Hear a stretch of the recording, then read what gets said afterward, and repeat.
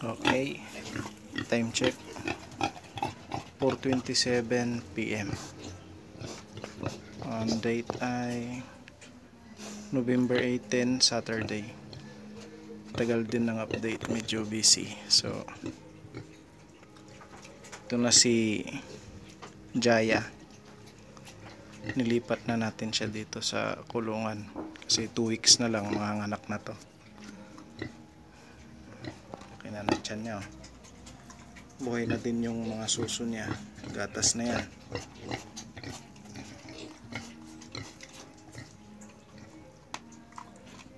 Kung titignan nyo yung tiyan niya, pumipitik-pitik na yan. Ayan, sisipa-sipa na yung mga laman. Huling anak nito 5, namatay isa pagkaalala ko. So 6 dapat. Sana ngayon marami siyang maibigay sa atin. Bali ang pagkabuntis nito ay hindi plinano kasi malakas yung ulan nun, bagyo.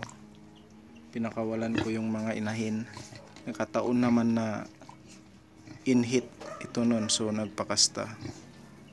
So ito na ngayon yung anak niya nung bagyo. Laki na ng tiyan niya, oh. Signs na malapit na siyang manganak. Ayan, nagsisimula na siyang naghuhukay-hukay, oh. Naghuhukay na siya doon. Bali, hindi pa talaga dito siya. Iuusob pa natin siya doon sa may likod. Doon. Medyo 2 linggo pa naman, so dito muna siya sa may harap para hindi ganun ka putik yung maging kulungan niya kung sakaling doon siya manganak. Pero ready na yan. Ayan. Lilipat na lang natin siya doon, tapos babakuran. Pag nabakuran na ay okay na. Hintayin na lang manganak. Hindi masilan ang native na baboy sa panganak. Pag nanganak to, kahit hayaan nyo lang, sunod na araw, kinaumagahan ng pagkapanganak, andyan na, sumususo na yung mga anak niya. Kailangan na lang gupitan ng ngipin para hindi naman kawawa yung suso ng nanay. Laki na ng tiyan niya, oh. Baba na, buhay na yung mga suso niya. Bali ito, si Jaya ay pangalawa pa lang. Pangalawang anak niya ngayon. Yung pinakauna kasi niya, yung maliit pa siya, na kunan siya nun. Hindi niya na, maliit pa kasi siya. Pakawala pa siya nun.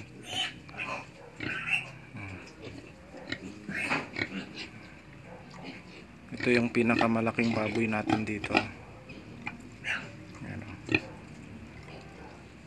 Hindi pa ito manganganak kasi hindi pa maga yung ari niya. Mamamaga yung ari niya kasi.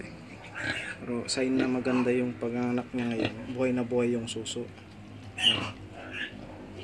Bali, pinapakain na natin siya ng 3 weeks before manganak. 1 week na mahigit siguro na pinapakain siya ng lactation. Naka-lactation na siya. Lactating para sa paglabas, ng gatas.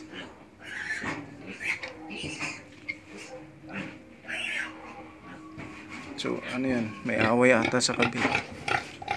Check natin. Doon muna yan.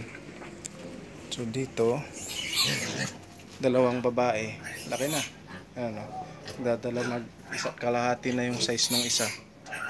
Babae parehas yan. Yung maingay doon sa kabila. Check natin. Bakit maingay doon? Tara.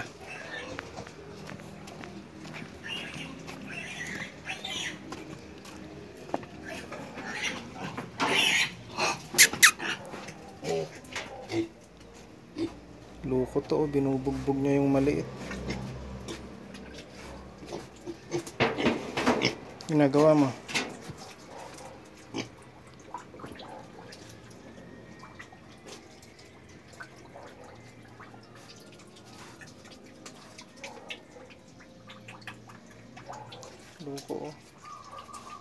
malaki na din. Lalaki pareho to. Ito yung isa maliit pa. Yan, si isa. Ayan, kita. Yan. Mas maliit yung isa. Pero habol din yan. Takaw yan eh. Di pa nila naubos yung pakain. Yan, yan pa. So, ilagyan ko kasi ng purga. Pinurga ko sila ng latigo. Para lalo pang bumilis paglaki nila. Oh, binubuli na niya. Gusto na tong magkasta. Kawawa naman yung maliit. Paano kaya to?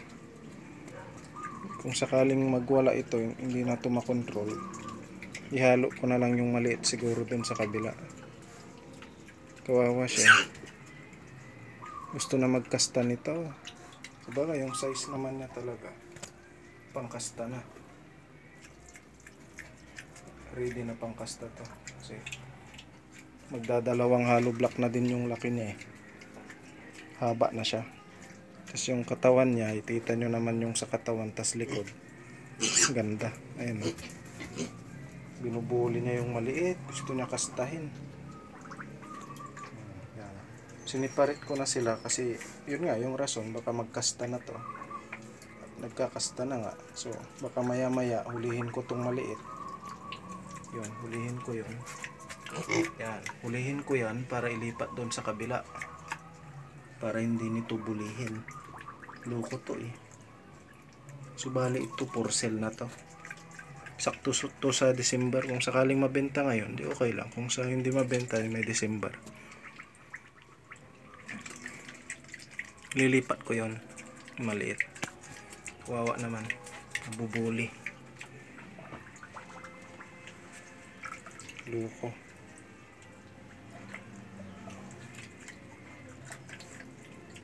Ulihin ko sana ngayon pero nagbibideo pa ako. Gandang palahi to. Haba na niya. Haba, laki na nila. Parehas lang yan ito nung nilektsyon pero medyo maliit pa to, lalaki pa to. Kaya pala guys, yung update doon sa nilektsyon is 40 kilos inabot nila. 40 yung isa. Dalawa sila, so 80. Okay na, malaki na din. Sa budget na pakain lang yan, tinipid lang. Lilipat natin yan, yung lalaki. Update sa likod. Wala, parehas lang. Ayan, nabawasan ng saging kasi natumba. Hindi kinaya yung tubig na nabasang lupa na tubig. Nabulok yung ugat. Natumba. Ayan na. Dito yung kabila. Sa kabila lang yun eh. Tingnan na. Bale, yun. Yun siya. Si Jaya. Dito ko siya paanakin. After niya mga anak dito, ililipat din natin siya dito. Dito palalakihin ng mga 2 buwan yung anak niya. Sama na. Hindi naman biglaan yung pagpapalaki kasi sa kanila eh. Kaya maalagaan ng nanay. Dito sila. Tapos yung susunod na mga anak, si Tuna dito din ililipat. Dito ulit. So, yun yung rotation. Pagkapanganak nito, dito siya sa kabila. Tapos, after ng mga 2 months, i-release ko sila doon. Diyan, release sila. So, mga biik niya is pakawala. Kasama ng nanay. Ay, isa. Tapos, nakumain siguro yan. So, sana ang update natin magawa ulit araw-araw. Medyo busy kasi. So, baybayan na lang tong panganak nito. Yeah. So, ito ililipat natin to. Lipat ko maya-maya. Ulihin ko na lang. So, bali, yun na yung update. So, bye guys.